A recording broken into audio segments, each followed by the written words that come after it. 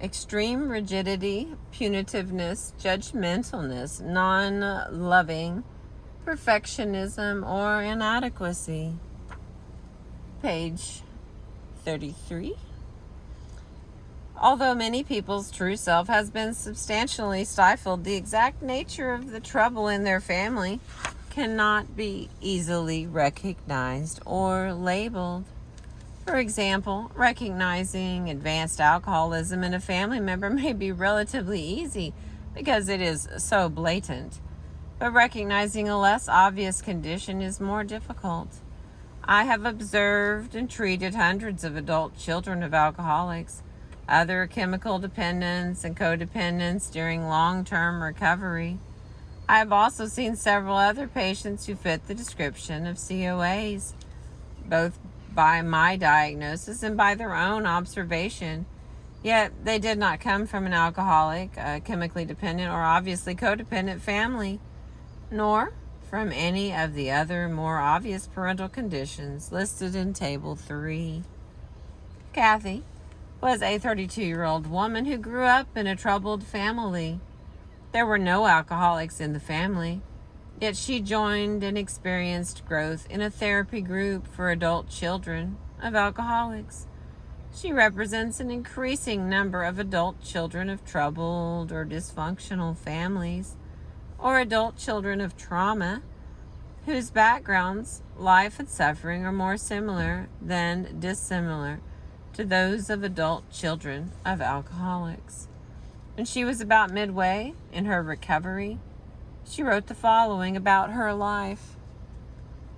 My parents espoused the "what will people think" philosophy. In public, we really did pull off the perfect family image.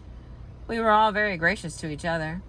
At home, Mom and Dad changed from smiling, chatting, joking, to Dad completely withdrawing physically, verbally, emotionally, and Mom yelling for attention. I always had a feeling of preparing for or getting ready for something. Always a flurry of household chores to get through. I felt happiest when I was in the midst of a chore. I had a role. And I learned early to try to bottle tensions by anticipating what needed to be done next, to make it easier for Mom. I consciously worked at not needing anything from anyone again to hopefully cut down on some of my stress. Dad was either never home or sleeping whenever he was at home. He may as well have stayed away. I don't recall any interactions with him other than at a distance, being afraid of him, though he was never verbally or physically abusive. I grew up with a neutral feeling for my dad and a very strong emotions from Mom. Taking care of her by not being a bother, by not giving her any trouble, by anticipating how she would want me to be. This later developed into a strong emotion of hating her for the distance she fostered between Dad and me. For most of my adult life, I've wavered between pleasing her and being very rebellious around her wishes for me. Being the fifth of 6 children, I have a strong memory. The dad didn't know which one I was at times. He was a workaholic outside the home. Mom was very compulsive about things in the home. I am now trying to get in touch with some of my feelings about my dad. I remember quietly living my life, hoping no one saw me, while at the same time craving anyone's attention. I was always overweight and always tried to lose the weight, trying to hide because of how I looked. I continued my quiet life throughout high school, feeling very protected and safe whenever I was at home. I had a feeling of not wanting to be away from the house. I wasn't like my siblings who went out for sports and drama and speech, etc. This pattern continued in college. I didn't have a safe, protected place to be on campus, and my weight became a huge problem. I was not developing a direction with my life and attended 3 colleges, ending up with a 2-year degree. My adult life became mere survival. I didn't have the capacity to form and maintain relationships. I broke up with any man I was seeing. I moved out on roommates. I left jobs after I started having personality problems with bosses. I kept away from my family on an unconscious level. I became bulimic to control my weight. I dated men opposite from those mom would approve. I began smoking and drinking as a sign of my independent thinking. I was chronically depressed, isolating and compulsively overeating or dieting.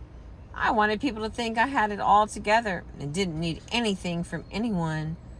But inside I was so needy that whenever I did have a friend, I expected to be fulfilled from that one person.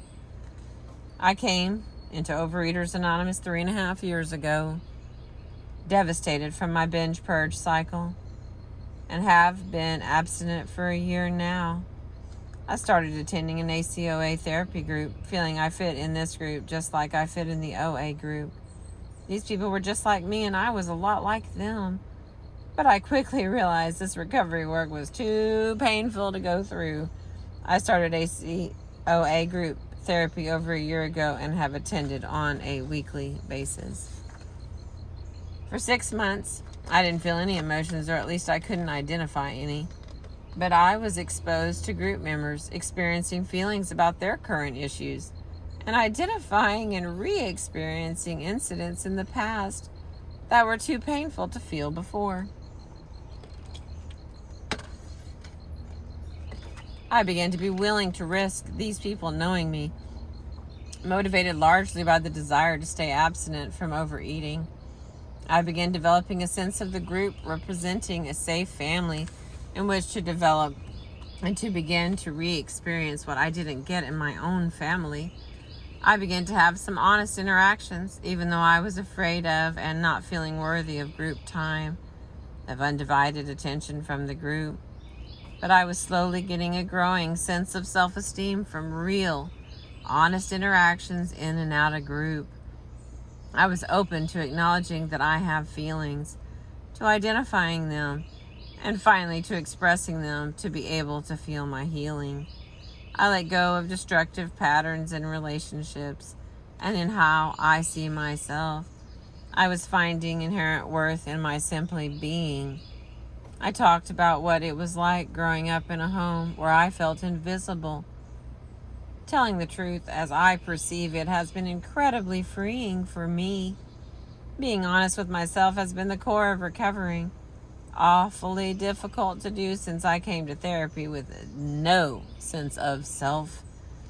I discovered that for me it takes time to even get an inkling that I have a right to myself. It has taken time and a lot of facing my feelings and constructing a healthy self one day at a time through OA and group therapy. These families or other family-like environments for which Kathy's story serves as an example fit many of the dynamics described below of a troubled or dysfunctional family. Some common parental conditions include extreme rigidity, extreme punitiveness, judgmentalness, perfectionism, and a cold or non-loving relationship with children and other family members. The parents were inadequate to administer to the mental, emotional, and spiritual needs of the child. These states or conditions are often extremely insidious, subtle, or hidden. They may be difficult to recognize without some substantial recovery work in self-help groups, group therapy, individual counseling, or in other forms of introspection by sharing with and listening to trusted others.